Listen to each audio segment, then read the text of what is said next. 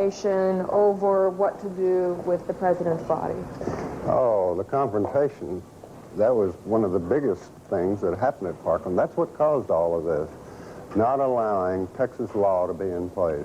Our pathologist should have done the autopsy at Parkland. And he tried to. And he tried to follow the Texas law. And the Secret Service, they looked like a herd of locusts, a phalanx around the coffin. And Mrs. Kennedy was in the middle with her left hand on the casket. And they were then coming out into the hall. And all of a sudden, there, our forensic pathologist stopped them. Dr. Earl Rose said, "Halt. This man has to have an autopsy here in the state of Texas. It'll only take 45 minutes." And they would not hear of it. They wanted to get that body out of Dallas.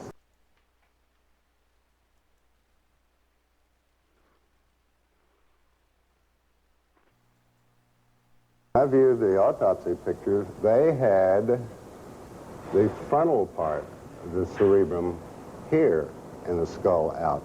So when the picture was taken, you think they pulled the skin back up over this wound? That's the only thing I can postulate, because the back of his head was gone. This was a huge hole. It was on the right. It was 9 to 10 centimeters across, and you could look right into the brain. Crenshaw. Large hole is at the front of the head. See something else. This is just almost a personal a question. Are you pretty comfortable today with the notion that someone was firing at President Kennedy somewhere from the front? Yes. Are you equally comfortable, or are you not comfortable with the notion that there is forgery of some sort in the official documents of this? I feel there probably is. I certainly could not be held down to saying exactly how that is, or even approximately how it is, perhaps. But I feel that there has been some kind of attempt to cover up what was going on. The witness saw. Was there corroboration for a shot from the front? Dallas clothing manufacturer Abraham Zapruder filmed the motorcade as it drove down Elm Street. It was about halfway down there. I had a shot. And he slumped to the side like this. Then I had another shot or two. I couldn't say what it was, one or two. And I saw his head practically open up, all blood and everything. And I kept on shooting. 2 days after the assassination, Life magazine bought the infamous Zapruder film. Its moving images were not shown to the American public for 12 years. The most obvious thing you extract from the film is that the head moves backward, and that suggests a shot from the right front. It is unknown exactly what the film suggested to the members of the Warren Commission, since their report failed to even mention Kennedy's violent reaction to the headshot. That's right, folks. The Warren Commission never even mentioned the headshot. Think about that. It was the Zapruder film that caused the second major investigation because of the Zapruder film. Because of that headshot. And the Warren Commission never even commented on it. Just pathetic. And Abraham Zapruder, that's what he told the Warren Commission. He saw the president hit on the right side of the head. He thought perhaps the shots came from behind you. Well, yes. So, that was his testimony to the Warren Commission. There was one little problem, though. He had a camera in front of his eyes. Let's continue.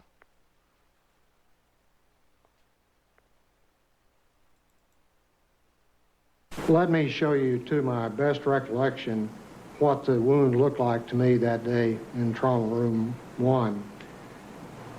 Before each doctor looked at the photos, he described the wounds he had seen back in 1963.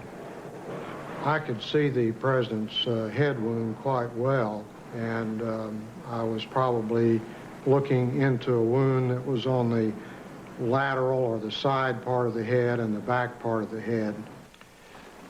It would be this portion of the head right here. As I remember, it's like this, that there was a big wound, big deficit in his skull and the temporal parietal area.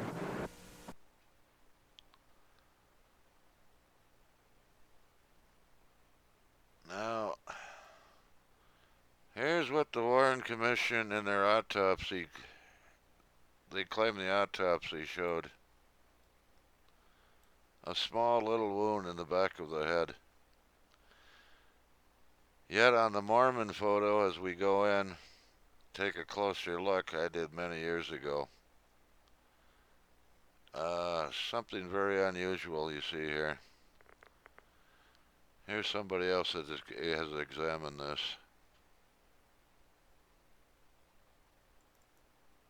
Inconsistencies within, and the pristine Mary Moorman photograph allowed me to go in and actually measure the wound optically without image processing. As we go into the wound and as we expand the wound and magnify it, you can see that the pixel elements, or each one of these little dots, is represented by dark squares or light squares. Now, if there were no wound in the rear of President Kennedy's head, all of the squares would be the basic reflective value or the basic shade of gray that his normal hair coloring would be on this day. Every time, in my years of experience with this, when there is a concave or convex area that is a deformation of the overall image, there is absolutely no question that the case is, as it goes darker under this situation, that this is going from an area on the top of President Kennedy's head down into an extremely deep hole, because the entrance wound that supported this exit wound was fired from the right frontal area of President Kennedy, and it exited through the rear. Instead of trying to find shooters or gunmen in the photograph. Well, I have tried to find shooters in the photographs, and I found a few other things too. Now, before these images were made, were found, the Warren Commission defenders had some little hope, some case to keep fending off reality and truth. But even with this truth before their very eyes, they're still trying to deny this fact. Now, is this the only image I've got of the back of the president's head? No. I also looked somewhere else. Thanks to Robert Grodin's enhancements of the Zapruder film, they were zoomed in some. I've zoomed in either further, and this is what I see.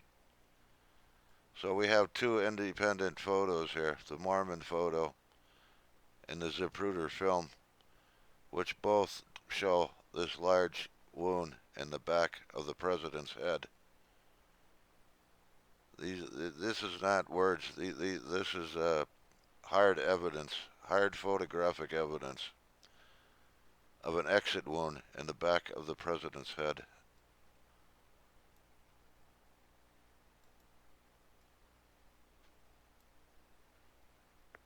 Now they can deny that. They could deny anything. Large hole is at the front of the head. See something else. This is just almost a personal a question. Are you pretty comfortable today with the notion that someone was firing at President Kennedy somewhere from the front? Yes. Are you equally comfortable, or are you not comfortable with the notion that there is forgery of some sort in the official documents of this? I feel there probably is. I certainly could not be, held down to saying exactly how that is, or even approximately how it is, perhaps. But I feel that there has been some kind of attempt to cover up what was going on.